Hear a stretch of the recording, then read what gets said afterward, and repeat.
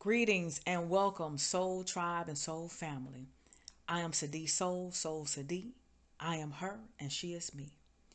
Here, we are all about our anchors to whole being healing, or the reconnection, harmony, and balance of our spirit, mind, and body, and becoming active participants in our own whole being healing process by learning to tap into the inner wisdom and knowledge that is within each and every one of us. Today, I wanted to talk about being adaptable, being flexible.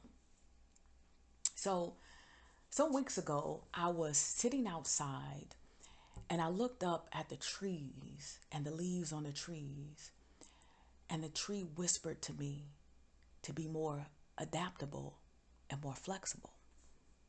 Now, I hear that term a lot, but I still really didn't know what that meant. So, I looked it up. So, to be adaptable means to change your behavior in order to deal more successfully with a new situation. And to be flexible is to be able to change to cope with variable circumstances um, easily, but without breaking. And so it's interesting because in both definitions, they never talked about changing who you are at your core, right? So the other day I was sitting outside again and I was looking up at the trees and the leaves. Um, as I watched the trees and the leaves, the wind began to pick up, right? And the trees began to move along with the wind, right? And although they moved with the wind, they were all still unique. They were all still in their beauty, their uniqueness. The wind, even though they moved with the wind, it didn't change the fact that they were what we define the term as trees and leaves, right? Um, them flowing with the wind versus resisting it never took away from their uniqueness, their beauty, their truth, their authentic nature, right? And although the wind moved the leaves, the wind's intention wasn't to move the leaves. Its intention was to simply be. But in doing so, it caused the leaves and the trees to move. Um, but then I realized that the wind was also adaptable and flexible because as it moved around the trees and the leaves, right? Um, and instead of the trees, the leaves, the wind stepping or being outside of what or who they are, right? They just were adaptable and flexible. Now, if they resisted within that resistance, then they would no longer shine, no longer show, no longer be their uniqueness, right? Um, and then I realized it wasn't about controlling the energy, right? It was about allowing the energy to be as it is, but to direct and focus the energy, right? To direct and focus the energy toward whatever our heart and soul's true desire is.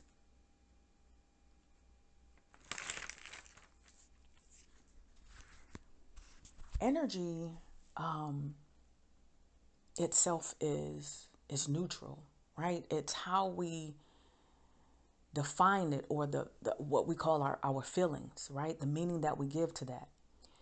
But when we allow the energy to flow freely through us, right? And let it to be free, we also experience that freedom, right? When we hold on to that energy and we define that energy, and then we associate who we are with that energy, not only do we bind that energy, but we bind ourselves to that, or however we define it. So then, as I'm still sitting there and I'm just looking and I'm paying attention just in the moment, I saw a red canary land on the grass.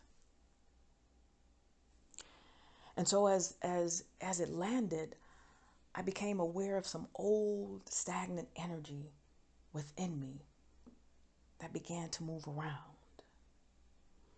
And as it began to move, I stayed focused on my breathing and I allowed it to flow through. It was a little intense and uncomfortable, but it was interesting because as it began to flow, right, I realized that the main difference between what I considered myself and the energy, the main difference was my own uniqueness, right? And focusing on my own uniqueness and allowing the energy just to flow through me, right? And each day I continue to learn more and more about my uniqueness and to stay within that and to allow everything else to be as it is versus me wanting to control it, right? Because as I try to control it, then in turn, I am bound to that and controlled as well. So,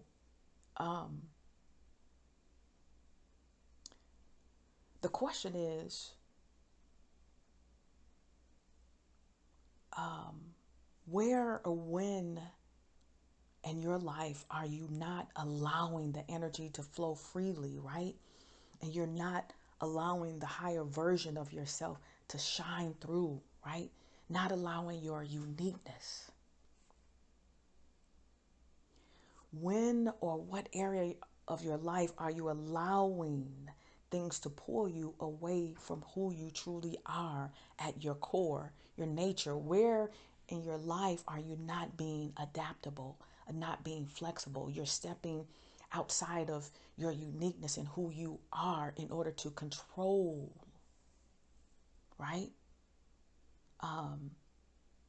Where or when in your life are you focusing from the view of your problem or your conditioning or programming versus allowing that uniqueness, that spark to shine through, to flow? So get out your journal and start to write and become aware of those patterns, or become aware of those times when you're not allowing your uniqueness, your energy to flow, where you're not being adaptable and flexible.